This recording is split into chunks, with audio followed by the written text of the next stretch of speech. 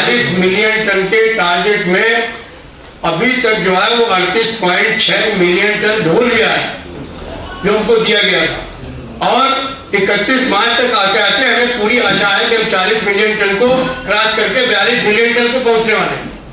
Electronic media, print media सभी साथियों का, हमारे जो है वो एजेंसीज के भी साथी हैं यहाँ पर, सबका ऑल इंडिया रेडियो फेडरेशन की ओर से हम लोग बहुत स्वागत कर रहे हैं।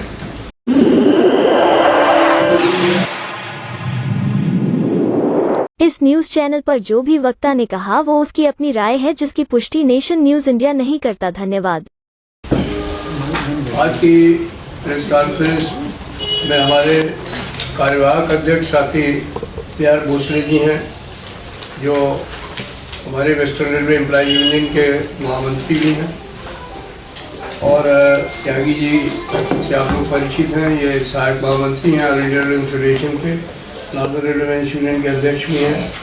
प्रवीणा जी हमारी पूरे भारतवर्ष की ऑल इंडिया रेलवे फेडरेशन की महिला विंग की कन्वीनर हैं, और साथी पाठक जी हम लोगों के फेडरेशन के जोनल सेक्रेटरी हैं, शाह साहब भी हम लोगों के जोनल सेक्रेटरी हैं ऑल इंडिया रेलवे फेडरेशन। तो आप सभी साथियों का बहुत अभिनंदन है। आज की जो हम लोगों ने ये मीटिंग यहाँ रखी, आपसे प्रेस कॉन्फ्रेंस, वो हम लोगों ने इस वजह से रखी कि आप लोगों को मालूम है क्योंकि ऑल इंडिया रेलवे फेडरेशन अपने 100 वर्ष पूरे कर रहा है। हमारा जो ऑल इंडिया रेलवे फेडरेशन की स्थापना जो है तो 1924 में हुई थी, और अभी 2024 में अप्रैल 24 को हम लोगों का जो है वो 100 साल पूरे हो जाए। लेकिन हम लोग प्रयास कर रहे थे, डाक विभाग को काफ़ी दिनों से अप्रोच कर रहे थे। अभी सूचना मिली, माननीय मंत्री जी जो रेल मंत्री हैं अश्विनी वैष्णव जी, वो हमारे डाक विभाग के भी मंत्री हैं, उन्होंने बताया कि डाक विभाग ने ऑल इंडिया रेलवे फेडरेशन के 100 साल पूरे होने पर डाक टिकट जारी करने का निर्णय लिया है। तो ये एक हम लोगों के लिए तो बड़ा गौरवपूर्ण क्षण है। वो कल कर्नल जी के स्टेडियम में जो है वो 11 बजे से उन्होंने समय दिया है, जब वो टिकट को रिलीज करने का काम करेंगे।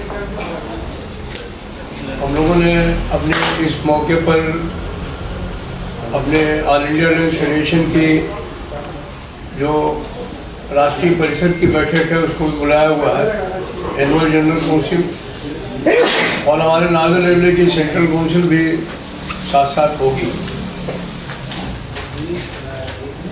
बहुत सारे ऑब्जर्वर्स भी इस मौके पर विशेष तौर पर दिल्ली और दिल्ली के आसपास से भागीदारी करेंगे। हमें पूरी आशा है कि करीब 5-6 हज़ार लोग जो है वो कल इस सेरेमनी में भाग लेने के लिए जुटे कर्नल जी के स्टेडियम।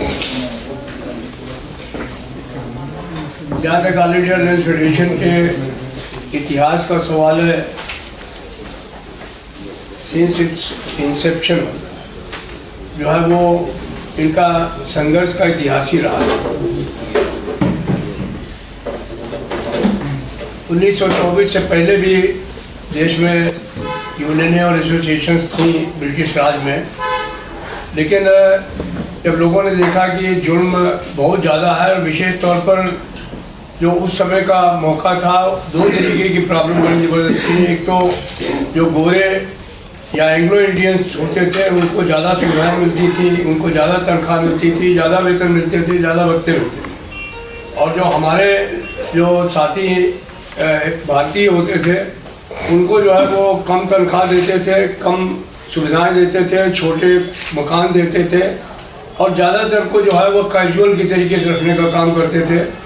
जब तक काम रहता था तो रखते थे, जब काम खत्म हो जाता तो निकाल देते थे। तो ऑल इंडिया रेलवे फेडरेशन ने जो उस समय एक दिमाग में था तमाम नेता थे जिन लोगों ने सोचा कि जो है वो इकट्ठा होकर के एक मंच बनाया जाए रेल कर्मचारियों का विशेष तौर पर। तो उस समय राय साहब चंद्रिका प्रसाद जी ने बम्बई में इसकी स्थापना की और तमाम लोगों को जो एसोसिएशंस यूनियंस के लोग हैं उनको वहाँ पर इकट्ठा करने का काम किया। और इसमें जो महत्वपूर्ण योगदान दिया वो लाला लाजपत राय, जो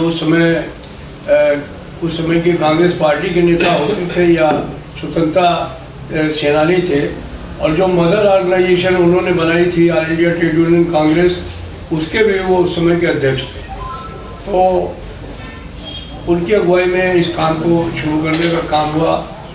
हमारे जो उस समय के नेता थे जो मुकुंदलाल सरकार जी, जिनको कि ब्रिटिश सरकार ने अंतिम समय तक उनकी मृत्यु तक जेल में ही रखने का काम किया, वो हमारे पहले महामंत्री बने ऑल इंडिया रेल फेडरेशन। बाद में बहुत महत्वपूर्ण योगदान इसमें बीबी गिरी का रहा, जो देश के बाद में उपराष्ट्रपति भी बने, राष्ट्रपति भी बने, वो महामंत्री रहे बहुत लंबे समय तक। और इस संगठन से जयप्रकाश जी ने इसको बहुत आगे बढ़ाने का काम किया, जयप्रकाश नारायण जी ने। इस संगठन को जो है वो हमारे NM जोशी जी का, जमुना दास मेहता जी का, IB सेन का, गुरु स्वामी जी का। गुरु स्वामी तो बहुत लंबे अरसे तक महामंत्री रहे, 20 वर्षों तक। और अगर ऑल इंडिया रेल फेडरेशन के इतिहास पर हम लोग चर्चा करें तो 100 साल में आज जिस लाइब्रेरी में हम लोग बैठे हैं, जिनकी तस्वीर सामने लगी है चौबे जी की, वो 33 वर्ष तक हमारे महामंत्री हैं, निर्विरोध महामंत्री। तो आज हम लोगों को बड़ा गौरव महसूस होता है इस बात पर। उबरामल पुरोहित जी हमारे जो है वो लंबे अरसे तक ऑल इंडिया रेल फेडरेशन के अध्यक्ष रहे, सारे केंद्र सरकार के कर्मचारियों के स्टाफ साइड सेक्रेटरी रहे, हिंद मजदूर सभा के अध्यक्ष रहे। और सबसे बड़ी बात यह है कि हमारी जो इंटरनेशनल ट्रांसपोर्ट वर्कर्स फेडरेशन है, जिससे हम लोग सब एफिलिएटेड हैं, जैसे सारे ट्रांसपोर्ट विंग एफिलिएटेड हैं, उस संस्था में वो पहले गैर जो है यूरोपियन अध्यक्ष जो है बने, और 2 टर्म तक वो इसके जो है वो अध्यक्ष है। वो देशी नहीं, अंतर्राष्ट्रीय स्तर पर संगठित क्षेत्र में, असंगठित क्षेत्र में उर्वा मल्वी का बहुत योगदान रहा। पीटर मिलर्स हम लोगों के जनरल सेक्रेटरी रहे, जाट साहब हम लोगों के प्रेसिडेंट रहे, और सन 74 की जो हड़ताल है वो उनकी अगुवाई में। प्रिय गुप्ता जी हम लोगों के वर्किंग प्रेसिडेंट रहे, जनरल सेक्रेटरी रहे। उन्होंने भी लंबे अरसे तक इसको चलाने का काम किया। और गुरु जी की मृत्यु के बाद जो है वो प्रकाश दास गुप्ता जी हम लोगों के जो है वो अध्यक्ष बने। ये जो एक क्रोनोलॉजिकल ऑर्डर में हम लोगों ने आपको दिया भी है कुछ छोटा सा एक ब्रीफ, कि इन लोगों ने जो है वो इस संगठन को आगे बढ़ाने का काम किया।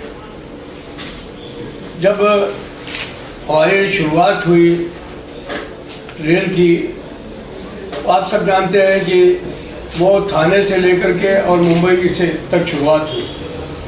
आज वो रेल बढ़ते बढ़ते 68,000 किलोमीटर की रेल हो गई है। बजट भी बढ़ रहा है। अभी इसमें कोई शक नहीं, हमारे कुछ विचारों में भिन्नता हो सकती है, लेकिन रेलों पर जो ध्यान सरकार का है, खासतौर पर बजट के आवंटन को लेकर के, उससे मुझे लगता है कि सरकार रेल के बारे में सोच रही है। 2,40,000 करोड़ रुपए का बजट हमने पहले कभी नहीं देखा। अभी 3 नए कॉरिडोर्स की घोषणा अंतरिम बजट में हो गई है। तो ये सब चीज़ें जब आएंगी तो रेलों का भी विकास होगा, और इनके साथ में देश का भी विकास होगा, समाज का भी विकास होगा। लोग जो मर्जी आए कहें, मुझे नहीं इसके बारे में सोचना है, लेकिन हम लोग कल्पना नहीं करते थे कि 1 साल के अंदर क्या 82 वंदे भारत ट्रेनें चल जाएंगी। आज हमें खुशी होती है इस बात पे कि हमने 82 वंदे भारत एक्सप्रेस चला दी हैं, और हमें पूरी आशा है कि इस साल के इस फाइनेंशियल ईयर के एंड तक, मतलब मार्च 31 के पहले, मुझे पूरी आशा है कि ये संख्या जो है वो करीब 100 को छूटी वंदे भारत को लेकर। ये जो चीज़ें हैं मैं समझता हूँ कि जो है वो महत्वपूर्ण है हमारे भारतीय रेल के लिए, और इसमें कर्मचारियों का भी योगदान है और इसमें हमारे जो अधिकारी लोग हैं उनका भी योगदान है, इसमें सरकार का भी योगदान है। और ये जरूर है कि ऑल इंडिया रेल फेडरेशन ने, जैसा मैंने आपको बताया कि अपनी लड़ाई जो है वो छटनी के खिलाफ लड़ी, क्योंकि हर समय एक सवाल उठता रहता था कि जो है रेलों को जो है वो रेल कर्मचारियों को छटनी से बचाया जाए। सबसे बड़ा सवाल था जिस समय अंग्रेज शासन में रेलें चलती थी, और जब भारत से आज़ाद हुई भारतीय रेल तो सबसे पहला जो हड़ताल का मामला आया वो कर्मचारियों की छटनी के सवाल को लेकर के आया। और उस समय एक समझौता हुआ ऑल इंडिया रेल फेडरेशन और भारत सरकार में, जवाहरलाल नेहरू जी के बीच में और हमारे फेडरेशन के बीच में, कि चाहे जो परिस्थितियां आ जाए, आने वाले समय में रेलों का एक्सपेंशन होगा, तो इसलिए कर्मचारियों की छटनी की बात नहीं की जाए। तो जब एमलगेमेशन हुआ, विलय हुआ, स्टेट रेलवे भारतीय रेलों में मिलाई गई, तो एक बहुत बड़ी समस्या को हल कराने का काम उस समय के ज़माने में ऑल इंडिया रेल फेडरेशन ने किया, जिससे कि रेल कर्मचारी को आने वाले समय में नौकरी में रहने का, स्थायित्व का एक मौका मिलने का काम हुआ। दूसरा जो एक सबसे बड़ा सवाल था कि जब अंग्रेज थे तो उनको ज़्यादा तनख्वाह, एंग्लो इंडियन को ज़्यादा तनख्वाह, उनको ज़्यादा सुविधाएं, तो वो भी हमारे आज़ादी के बाद में वैसे तो रॉयल कमीशन ला करके उसी समय इसको ठीक कराने का काम किया गया, लेकिन आज़ादी के बाद में सबकी जो वेतन आयोग आया और वेतन आयोग ने सबकी तनख्वाहों को तर्कसंगत बनाने का, लेकिन इन सब चीज़ों के बावजूद तमाम ऐसे सवाल थे, डीए का सवाल था, दूसरे सवाल थे जिनको लेकर के जो है वो हमारे जो है वो 60 में भी हड़ताल हुई और 68 में जो है वो हमारे तमाम केंद्र सरकार के कर्मचारियों ने जो है वो महंगाई भत्ते का सबसे बड़ा सवाल था। पे कमीशन ने एक स्ट्रक्चर्ड ढांचा दे दिया था कि इस तरीके से पे कमीशन मिलेगा। शायद आज तमाम लोग हैं जिनको ये नहीं मालूम है कि रेलवे की तनख्वाहें उस जमाने में सबसे अच्छी हुई, रेलवे में इनको सबसे ज़्यादा अच्छी तनख्वाहें मिलती थी, सुविधाएं थी, क्योंकि लोग समझते थे कि ये लोग स्ट्रेटजिक हैं, बॉर्डर पे भी काम करते हैं, अकाल में भी काम करते हैं, ये लोग ऐसे मौके पर भी काम करते हैं, अपने को खतरे में डाल करके काम करते हैं। तो इसलिए रेलवे की मिलिट्री या डिफेंस के बाद में उस समय सबसे ज़्यादा अच्छी तनख्वाहें थी और बेहतर स्थिति होती थी उनकी। महंगाई के सवाल को लेकर के एक ऐसी परिस्थिति थी उस समय की, रेलवे को स्पेशली ग्रेन शाफ्ट मिली हुई थी, जहाँ पर उनको सस्ते दरों पर अनाज तो मिलता ही था, लेकिन जो तमाम रोजमर्रा की चीज़ें जरूरत होती थी वो उनके ग्रेन शाफ्ट से उनको सब्सिडाइज रेट पे मिलती थी, जो बाद के दिनों में आकर के बंद होने का काम हुआ। आज उन सबका जब हरण होने लगा, उन तमाम चीज़ों को लेकर के झगड़े हुए। उस जमाने में 51 में जयप्रकाश जी ने हड़ताल का नोटिस दे दिया, बड़ी मार्मिक अपील की प्रधानमंत्री ने कि रास्ता देख रहा है पाकिस्तान, पूर्वी पाकिस्तान और पश्चिमी पाकिस्तान तब अलग अलग होते थे, बंटवारा हुआ था, तमाम लोग वहाँ से यहाँ पर आए थे, उनके रेलों में एडजस्टमेंट के सवाल थे। करीब एक जो स्टेटिस्टिक्स उस समय के हम लोगों के इतिहास में आती है हम लोगों के सामने, उनकी संख्या कम नहीं थी, करीब 80,000 करीब जो पाकिस्तान से भारतवर्ष में आ गए, उनको एडजस्ट करने का मामला था। उनकी तनख्वाहों के सवाल थे। तमाम स्टेट रेलवे थी, हमारे बीकानेर की, हमारे जोधपुर की, हमारे निजाम स्टेट की सबसे ज़्यादा प्रॉब्लम थी, मैसूर स्टेट रेलवे का सवाल था। तो उन सबको मिला करके एक ऐसे इतिहास से निकल करके हम लोग आगे आए हैं कि हर समय जो संगठन है उसने अपने को संघर्ष के बीच में पाया है। 74 की हड़ताल तो विश्व की सबसे बड़ी हड़ताल मानी जाती है।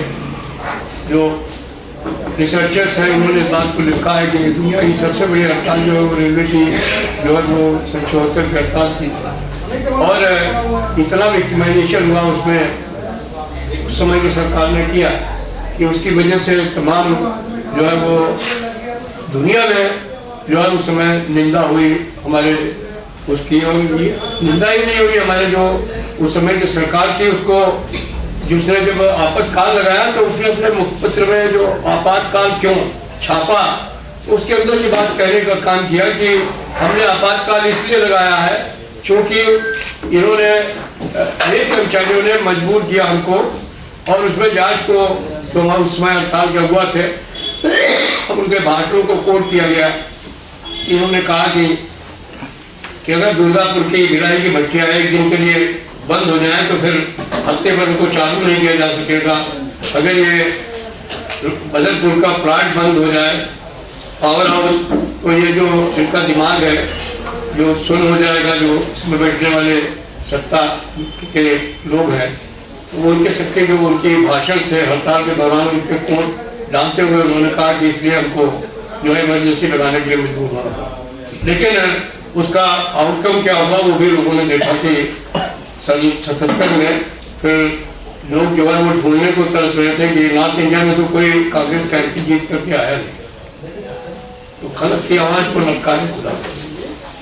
तो ये स्थिति है, अभी भी कमोबेशी स्थिति वही है। हम लोगों को कई दफे हड़ताल के लिए नोटिस देना पड़ता है, बैलेट देना पड़ता है। अभी भी हम लोगों ने हड़ताल के लिए बैलेट ले रखा है। 28 तारीख को हम लोग फिर joint forum for restoration of old pension scheme के बारे में बैठक कर रहे हैं यहीं पर एक कोर ग्रुप की। 28 तारीख के आफ्टरनून में हम आपको कुछ महत्वपूर्ण सूचना देने की भी स्थिति में होंगे, आप तो नहीं, लेकिन देश में तमाम राज्य सरकार के कर्मचारी, शिक्षक, केंद्र सरकार के कर्मचारी, जिसमें रेलवे लोग भी शामिल हैं, इस नतीजे पर आ गए हैं कि शायद हमको बिना लड़े हुए जो है वो पुरानी पेंशन बहाल नहीं होगी और हड़ताल में उनके देने। आज की तारीख में तो मैं इस बात को नहीं कह सकता हूँ, लेकिन जब हमारी बैठक होगी 28 तारीख को, तो उसके बाद में हम निश्चित तौर पर एक प्रेस कॉन्फ्रेंस भी करेंगे और आप लोगों को सूचना भी देंगे कि हमारा लाइन ऑफ एक्शन क्या है। इसी महीने 28 तारीख को 27 तारीख को हमारा टिकट रिलीज का प्रोग्राम है। 28 तारीख को हमने joint forum for restoration of old pension scheme की जो है वो बैठक बुलाई है और निश्चित तौर पर उन लोग कुछ गंभीर निर्णय लेंगे। अभी मैं इसलिए नहीं कर सकता हूँ क्योंकि मैं उस कमेटी का कन्वीनर हूँ और मेरी जिम्मेदारियाँ हैं। जब तक सब लोग मिल करके बैठ करके आपस में तय नहीं कर रहे तब तक मैं उसके बारे में अपने तौर पर कोई बात नहीं करता।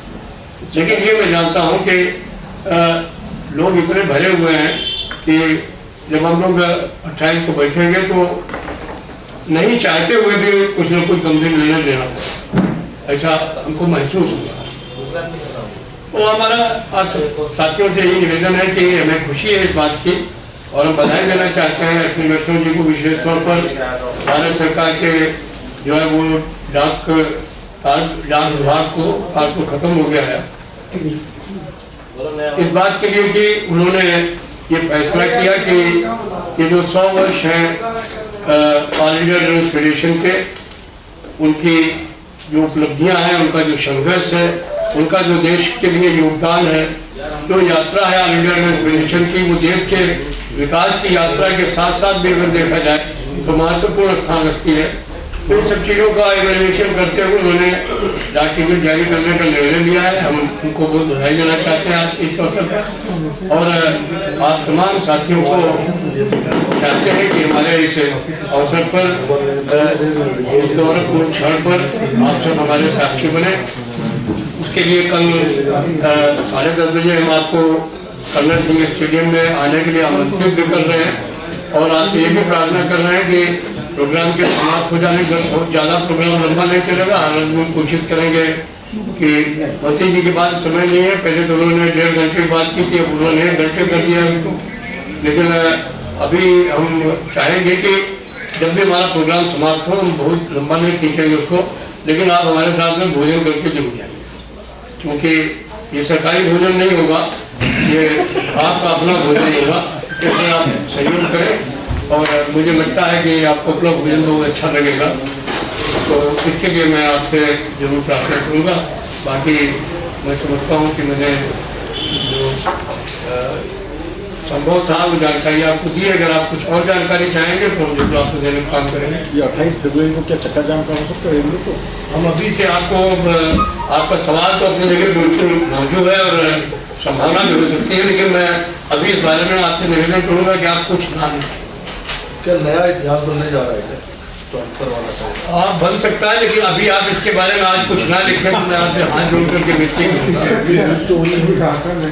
आप न्यूज बनाएं, लेकिन इस न्यूज को आप 28 को बनाएं तो मैं आपसे मगर आपने खुद ही कह दिया कि हमें ऐसा कोई डिसीजन लेना पड़ेगा 28 को। अब आपने ऐसा खुद ही पॉइंट बोल दिया तो लोग तो यही कहेंगे ना। हम तो ये चाहते हैं कि देखिए, हम अगर अभी बोल देंगे या आप उसको छाप देंगे तो इससे दो नुकसान होंगे। एक तो जो संगठन है, आप उनकी स्थिति को अच्छी तरह समझते, हम उसके कन्वीनर जरूर हैं, लेकिन हम ऐसा कोई अवसर अपने किसी साथी को नहीं देना चाहते कि वो कहे कि नहीं आप अपनी बाजा अलग से बजाते हैं। दादा एक फायदा भी होगा, क्या पता कल मंत्री जी ऐलान ही करते हैं पुरानी पेंशन में कर देंगे तो ये उनका बहुत बधाई करेंगे। मंत्री जी तो खैर इस काम को नहीं कर पाएंगे, मुझे मालूम है, लेकिन ये काम प्रधानमंत्री जी कर सकते हैं। मंत्री नहीं, मंत्री बिल्कुल कमजोर नहीं, मंत्री बहुत मजबूत है, लेकिन मैं जानता हूँ कि अगर निर्मला सीतारमण जी नहीं कर सकती हैं तो हम अश्विनी वैष्णव जी से कैसे उम्मीद कर सकते हैं। सही बात है। अरे मिश्रा जी, आप सरकार के आपने तारीफ भी की, सरकार अच्छा काम कर रही है और वंदे भारत भी काफी कर रही है, और फिर आपकी पेंशन तो नहीं बहाल कर रही है, क्या इस पर क्या प्रॉब्लम आ रही है? हम आपकी बात से बिल्कुल सहमत हैं और मैं आपको बताऊं कि अच्छा व्यक्ति मेरी समझ से वही होता है, मैं तो उतना अच्छा नहीं हूँ, लेकिन अच्छा व्यक्ति वही होता है जो अच्छे को अच्छा कहे और बुरे को बुरा कहे। तो जो सरकार अच्छा कर रही है मैं उसके लिए उसके साथ हूँ, उसमें सहयोग कर रहा हूँ। भारतीय रेल बेहतर चले, लोगों को ज़्यादा सुविधा मिले, लोग जो है वो कम पैसे में ज़्यादा यात्रा कर सके। आज लेकिन अभी इस समय जब हम लोग यहाँ बैठे हुए हैं, अभी थोड़ी देर में प्रधानमंत्री जी देश को जो है 2000 परियोजनाएं समर्पित कर रहे हैं। मैं उसके बारे में बहुत ज़्यादा कुछ नहीं कहना चाहूँगा, लेकिन मैं कह रहा हूँ भले एक ईंट लग रही है, लेकिन है तो वो देश के हित में ही होंगी ना, चाहे एक ईंट लगे, कर भी रहे वो देश की जनता के हित में। तो इसकी कोई कहे कि चुनाव है इसलिए कर रहे हैं, लेकिन चुनाव के नाम पे ही करें, लेकिन देश के तो काम आएगा ना, उसके लिए हम उनकी बड़ाई करते हैं। लेकिन अगर कर्मचारियों को कहीं पर उनकी उपेक्षा हो तो हमारा ये दायित्व बनता है, हमारा ये कर्तव्य है कि हम निश्चित तौर पर अपने कर्मचारियों की बात को रखें और आवश्यकता पड़े तो उसके लिए जहाँ तक हम जा सकते हैं वहाँ तक जाकर के शर्त नहीं लेंगे। लेकिन अभी आप ये कह रहे हैं कि यात्रियों को अच्छी सुविधा है, किराया कम है, किराया क्या ज़्यादा बढ़ रहा है? वंदे भारत का किराया तो सबसे ज़्यादा है और ट्रेनों का किराया बढ़ रहा है, दिन पर दिन बढ़ता जा रहा है। और इस पे जो है कि हमने सरकार से बराबर एक बात कही और मैं समझता हूँ सरकार उस दिशा में आगे बढ़ने का काम भी कर रही है। हमने उनसे कहा है कि देखिए जो पैसा दे सकता है उससे आप दीजिए। सर बुजुर्गों को जो रियायत दी जाती थी, जबरदस्ती मत निकालिए। सर बुजुर्गों को जो रियायत दी जाती थी टिकटों में, सर वो भी नहीं दी जा रही है, आप प्रशंसा कर रहे हैं सर। वो देनी चाहिए, मुझे आशा थी कि चुनाव से पहले उसकी कोई घोषणा होगी, लेकिन बल्कि 5 राज्यों में जो चुनाव हो रहे थे तो मुझे लग रहा था उससे पहले उसकी कुछ घोषणा हो जाएगी, वो नहीं हुई है। वो एक जरूर है, उनको भी सुविधा मिलनी चाहिए। जो पत्रकार साथियों को कोई इतनी बहुत बड़ी सुविधा नहीं मिल रही थी, लेकिन कम से कम स्थिति में वो थे कि अपने परिवार के साथ कभी वो एक बार यात्रा के लिए जा सकते थे। ये कुछ ऐसी सुविधाएं हैं जो कि मैं समझता हूँ उनको इमीडिएटली रिस्टोर करने की आवश्यकता है। अभी भी समय है कि कोई ये ना कहे कि चुनाव से पहले हमने इसको किया। तो हम तो माननीय मंत्री जी कोई बात अपनी तरफ से कहेंगे, कभी मौका लगे तो आप लोगों के भी संगठन है, उनके माध्यम से आप भी इस बात उठाइए। वैसे तो मैं भी आप ही के संगठन का साथी हूँ। सर कारण क्या है? क्या रेल मंत्रालय के पास पैसा नहीं है? पैसा बहुत है कि यार कितना पैसा खर्चा होता है इन सब चीज़ों पे, ये पैसे का सवाल नहीं है, ये सोच। लेकिन करते तो सर वही है, कोई ऐसा प्रॉब्लम नहीं। उनका कहना तो यही है कि कोविड के समय में काफी जो कि घाटा हुआ है और रेल घाटा में आई है। मैं आपको बता रहा हूँ, मुझे नहीं मालूम, मुझे नहीं बताना चाहिए इस बात को। ये काम माननीय मंत्री जी का है, बोर्ड का है। मैं कल की तारीख में जाता हूँ, कल की तारीख तक भारतीय रेल ने 16,000 करोड़ रुपए सरप्लस कमाए।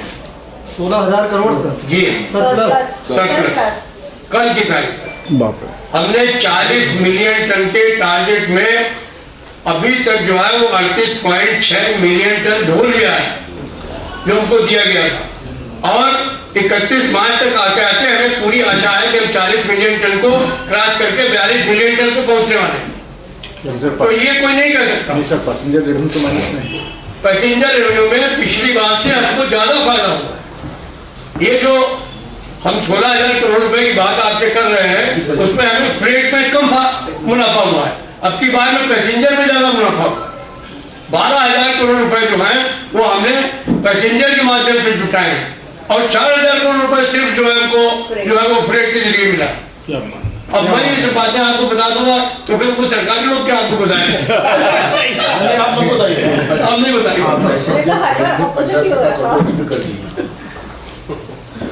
लेकिन सर बजट का बना दिया। हम तो आपको जो है वो कल की बात बता रहे हैं।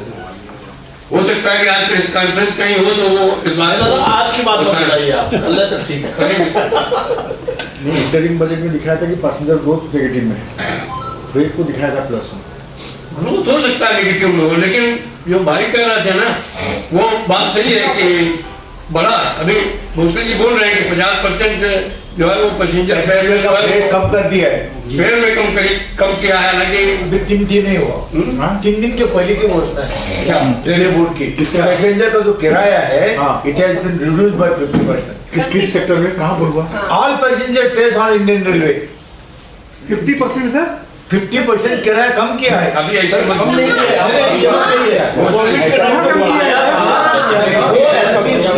कोविड के टाइम में पैसेंजर गाड़ी ही बंद कर दी थी, उसके बाद आप बिल्कुल सही कर रहे हैं, लेकिन कल तक जो पैसेंजर का किराया था उसका आधा कर दिया है। 3 दिन हो गया इससे ज्यादा। जो 30 वाला था मैक्सिमम वो 10 हो गया है, जो कि पहले था। ऐसा एक डिमांड आज पिटिशन की है, साहब ने बताया आपको कि एमपीएस वाला मामला है, इसमें आज का तारीख में जो मिलिट्री सर्विसेज है उनका पेंशन बहुत पहले से शुरू हुआ था और आज भी चालू है। Railway man is the next military man in this country, तो हमारा योगदान कुछ बहुत कम नहीं है देश का विकास के लिए, देश का सुरक्षा के लिए, और जनता को आराम से नींद आ जाए गाड़ी में भी और घर में भी।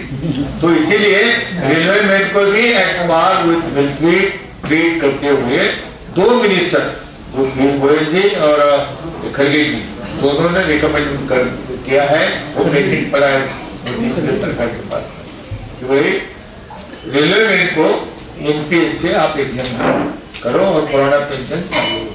ये भी एक विषय अभी तक क्लोज नहीं हुआ है, चल रहा है। दादा क्या आप लोग ओल्ड पेंशन पे पीएम से मिलने का भी कोई प्रोग्राम बना रहे हैं? कोई है योजना?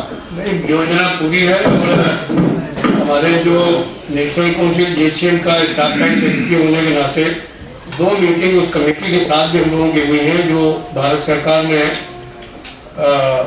बनाई है। टीवी स्वामीनाथन जो हमारे फाइनेंस मिनिस्टर हैं, फाइनेंस सेक्रेटरी हैं, उनकी अध्यक्षता में, जिसमें डीओपीटी सेक्रेटरी भी मेंबर है, एक्सपेंडिचर सेक्रेटरी भी मेंबर है, जिसमें पीएफआरडीए का चेयरमैन भी मेंबर है। तो ये इन्होंने जो बनाया है उनके साथ 2 मीटिंगें हुई हैं।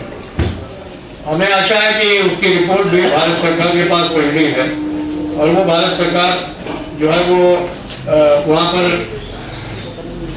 वो भारत सरकार जो है उसमें इस बारे में एक पूरा प्रयास करेगी कि जो हमारी मांग है कि पुरानी पेंशन बहाली की, और कोई बहुत बड़ा आसमान के तारे नहीं मांग रहे हैं लोग, ये बात कर रहे हैं कि देखिए ये जो पुरानी पेंशन इसी वर्तमान अर्थव्यवस्था में हल हो सकती है। हम लोगों ने आंकड़ों के साथ में ये बात कमेटी के सामने रखी है कि भाई आप 14% अपना जाया कर रहे हैं। जाया मैं इसलिए कह रहा हूँ कि उसका क्या हमको रिलीफ मिलेगा at the time of retirement, nobody nose. तो वो सरकार का पैसा 14% जा रहा है और 10% आप हमारी तनख्वाह से काट रहे हैं, वो पैसा कहाँ जा रहा है हमको मालूम नहीं है। आज तक कोई भी ऐसा नहीं कर सकता हम अपने 10 पैसे पोस्ट ऑफिस में जमा करें, किसी बैंक में जमा करें, उसकी हमको पासबुक मिलती है, हर साल में 6 महीने पे जो उस पर ब्याज लगता है वो हमको मालूम होता है, लेकिन इस बारे में हमको कुछ पता नहीं चलता है कि हमारा पैसा कहाँ लग रहा है, उसका क्या भविष्य होना है। तो ये एक बड़ा सोचनीय विषय है। और यही कारण है कि आजकल जो लोग रिटायर हो रहे हैं, जैसे मैंने पीछे भी एक बार आपको बताया कि एक लोको पायलट रिटायर हुआ, नई पेंशन स्कीम, उसकी 30% तनख्वाह जोड़ करके उसकी बेसिक पे बनती है। वो 56,000 बेसिक पे के रिटायर हुआ और 56,000 बेसिक पे पर रिटायर होने के बाद में उस बंदे को जो है वो सिर्फ 2,826 रुपए जो है पेंशन मिला। एक महिला ये प्रवीणा जी थी, यहाँ हम लोग मीटिंग कर रहे थे DRM ऑफिस के ऊपर, वो आई कही हमको भी भाषण करना है, तो इन्होंने पूछा, हमने कहा बिल्कुल बुलवाओ उसको। तो उसने कहा मैं 30,000 रुपए पर रिटायर हुई 16 साल की नौकरी करने के बाद, और हमें जो है वो पेंशन जो है वो मात्र जो है वो 1,200 रुपए की। तो 1,200 रुपए में काम चलेगा? MCM रिटायर हो रहे हैं 42 के ग्रेड पे में, उनको 1,600 रुपए 1,800 रुपए पेंशन मिल रही। इसका मतलब है कि पैसा जो है वो कहीं ऐसी जगहों पर लगाया जा रहा है जहाँ ग्रोथ नहीं है।